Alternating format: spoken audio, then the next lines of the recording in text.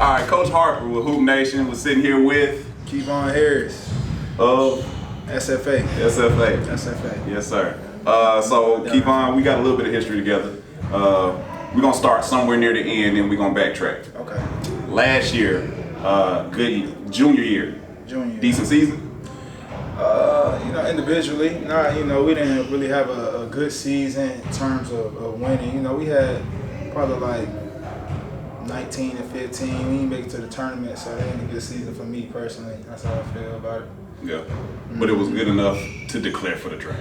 Oh yeah, for sure. My numbers gonna, do what it do. But I need a team behind me. We didn't have the year we wanted, but I handled my own. So I came back my senior year, got it done. Talk about the summer, the in between when we declared for the draft. What was that experience like? Do you feel like if you could go back, knowing that you went back for your senior season, huge season, would you have changed your decision to do that, or you felt like it was the right thing to do? I felt like it was the right thing to do. I kind of had it in mind. I was gonna do that since I came to college. I was gonna declare and come back. Just to get my name out there more and compete against NBA draft mock players and stuff like that. So get the chance to play against them and get some recognition from teams and stuff. It was good, and to come back and. I got a lot of love and stuff like that. And a lot of teams came and see me this year just from me declaring last year. You know what I'm saying? Not alone just my individual stats and stuff like that, me being a good player, but me putting my name in the draft last year helped me a lot. You feel like you saying some of the guys are coming to see you because of that? That's part of it? Yeah. I mean, just starting the season, like I had the Bucks. I saw Bucks, Pacers, the Magic came, like my first 2-3 games. You feel me? And that was just from me, over the past years, of course, what I've done at SFA. But, me put my name in the draft and stuff like that and get my name out there, it helped me, with a lot of teams. What happened between last year junior year is a solid year. Mm-hmm. Senior year, how would we, what kind of word we use to define senior year? If junior year was solid year individually, senior year, we talking about being the number one team in the country. We talking about it was. I had the team behind me. I ain't gonna take all the credit for that. I had a good team behind me, and I led the team to a great record. With 29-3. So we had a great season and stuff. And it started from the beginning. From the leadership I brought to the table, for me being a senior, and just. The respect I got from the player I am today, I was able to lead our team to a winning season. When you say lead, obviously we know statistically. Not statistically. Well, that's what I was going to speak on. Verbally, what's leading? Like, is this game scenario? Is this practice scenario? You an extra work guy? Like, what are you? You know that. Lead from example, man. Don't nobody know you, right? You feel like people know you? We just got some history. Oh yeah. What you mean? I forgot. Wake up, up, with my man. hands though. Wake up. What I'm gonna do with my hands though? No, it came from just. Talk about what a leader is, like in your opinion, from you having experienced it. What do you say a leader is? I mean, it's different leaders. People lead from different standpoints, different ways. I feel like I led in multiple ways. I led from example. From my work ethic and showing them what it takes to be to make it at the college level, at the pro level. Being a good player, how much work you got to put in, and it came from just from that.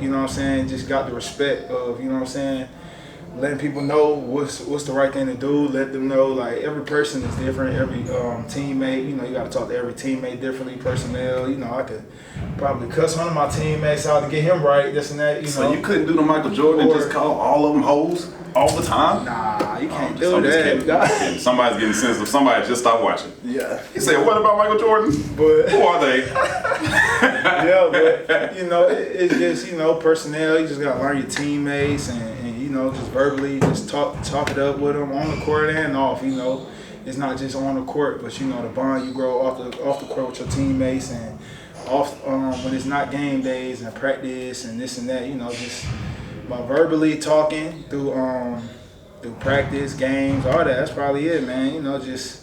There's multiple ways though. Some people lead by example by just having a work ethic and showing you. Mm-hmm. You know what I'm saying? Some people can do that and verbally, bring you with them and tell you what it is and show you the way. So I feel like I did multiple ways and it helped us.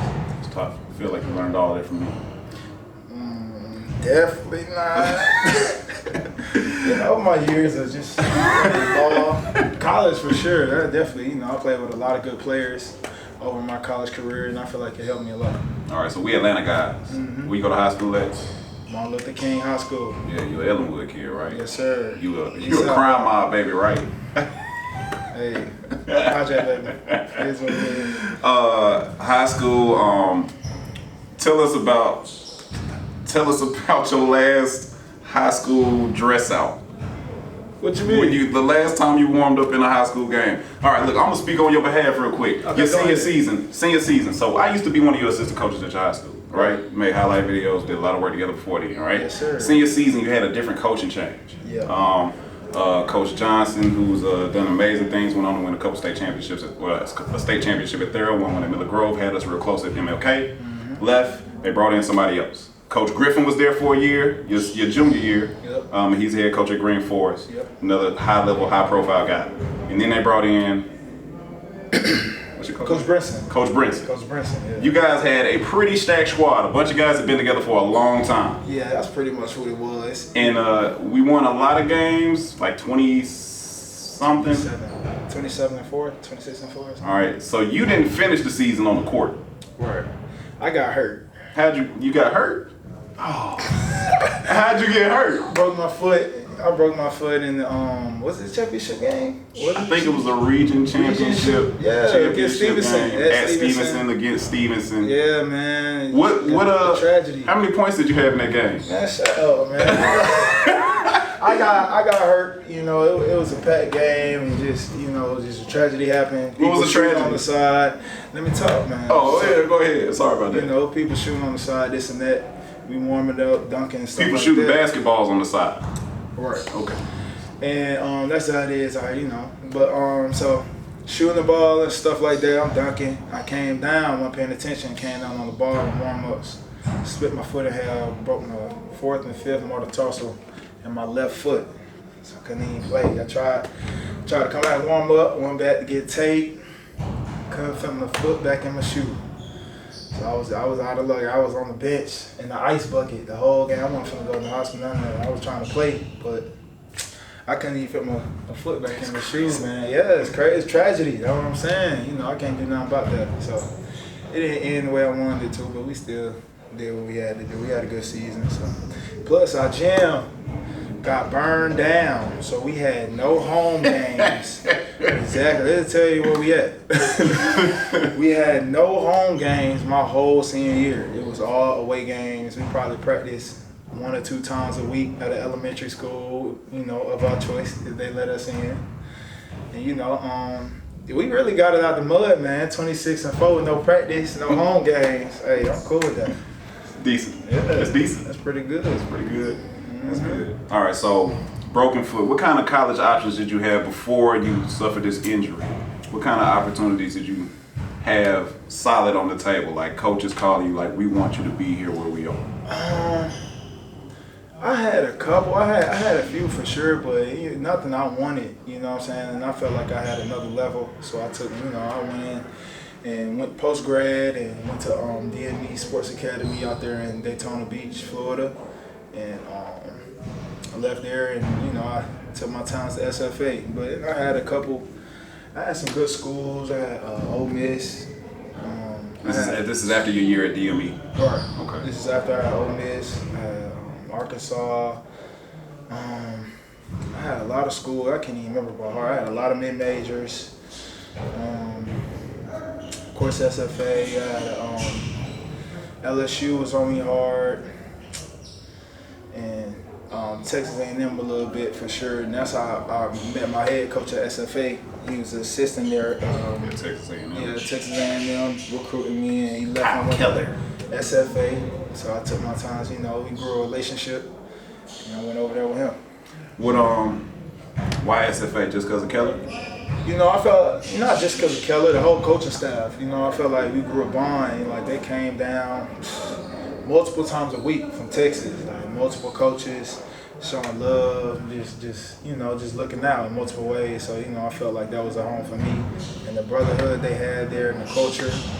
The culture they already had there, winning. I wanted to go somewhere and win with a basketball school. They were winning. Yeah, so just went there. I felt like it was home for me. It was something I wanted to be in, a situation I wanted to be in, a winning situation I can go in and play right away. So we get to the recruitment process. You enjoyed it, or it was kind of annoying?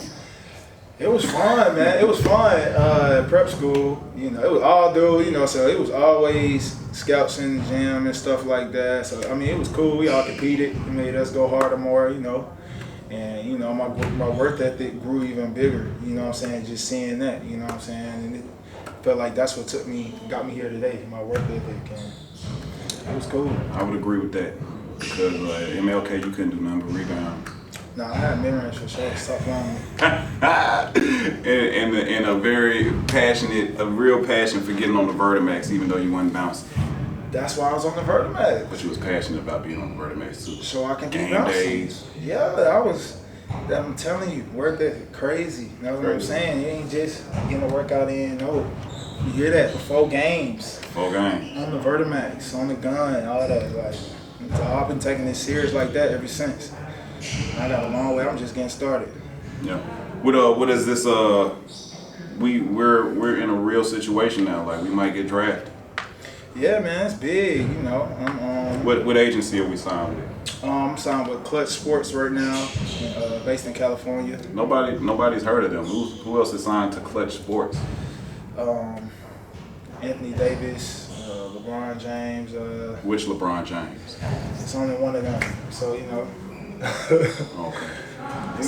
And other guys. Yeah, multiple guys. So Aaron Gordon, Josh Okogie, a couple more for sure on my agency, and it'll benefit me in a good way. Tough decision, agency to sign with. Is that a tough decision? Yeah, that's big. That was tough for me. Tougher than choosing the school, you feel like? Kind of the same, you feel me? Because you don't want to just sign somewhere just to sign. You want to sign somewhere for your career. You feel me? You don't want to be bouncing around. So it was big, and I actually took that serious, that whole process serious, and began to know who I was signing with, and and just growing a relationship with them. Okay. So we COVID is going on, so the whole pre-draft process is different. What are you doing to stay sharp? Like, what's a week for Kevon Harris like right now when he can't just go and compete over and over and over again and be where everybody is supposed to be at? Portsmouth and all that stuff is dead right now. Right. So how do you get it in during the week? What you got? I have multiple workouts, but with the NBA, they ain't really been doing much. Just having interviews and stuff like that. But what I've been doing personally is just to train and stay ready, get ready, and stay in the best shape. I usually have probably on a day-to-day, probably like a typical day. So say on a Monday, I got 9 a.m. rehab, strength and conditioning. I had a 10:30 workout with the one and only. You feel me? I got 1:30 workout, probably 12, between 12 and 2, whichever time is best fits me. With my other trainer, we get it in. My other skills trainer, we get it in, and then I end with a recovery. It just depends on how hard I went today. With my next trainer, I've been working with him for a long time too, since I was a Jet. So that's probably around 4:30, 4:35. We usually we'll do some cardio, stretch, get stuff going, get blood flowing and stuff like that. Nothing too much, So we'll probably do that around 4:30. So then I go home, try and eat a hot pocket. No, hot pocket. Definitely not. Might go home, just chill. Call of Duty. Little Call of Duty, little Madden, try to stretch as much as I can. Play with the fam, all that. So good. Gotta take care of the tools. That's your work tools right there. Yep. That's good. Mm-hmm. All right. I hear that you may have a YouTube channel coming. Yeah, it's coming, man. Stay tuned. I'm just now getting on it, so we got, I'm taking it slow. The process? You gonna see the process a little bit behind the scenes? Yep, for sure, man. You'll see it. It's coming. Are you gonna get the camera close enough for people to see that you got tattoos? It is light skin. Nah, I have to roast you on your own channel, man. Let's do that. It's really the only reason we talking right now. This is how I'm built. Yeah, So. man. Yeah. Anything else that you want to give? Any kind of information you want to give to anybody, a prospect that might be coming up, or anybody that's just looking at Kevon and seeing the way that his process is as materialized? Anybody, anything in common? Future daddy. Congratulations. Yes, sir. Yes, sir. You know that. I'm big. I don't really got much. What you mean? Follow me at Kevon Harris, Kevon D Harris on Instagram. Okay, yeah. You know, follow me at Kevon Harris, 2 N's, KEVONNHARRIS on IG. Twitter _ Kevon 2 N's 22. And you know, just follow the journey. That's it. Yes, sir. Good work today. Back at Probably see you tomorrow.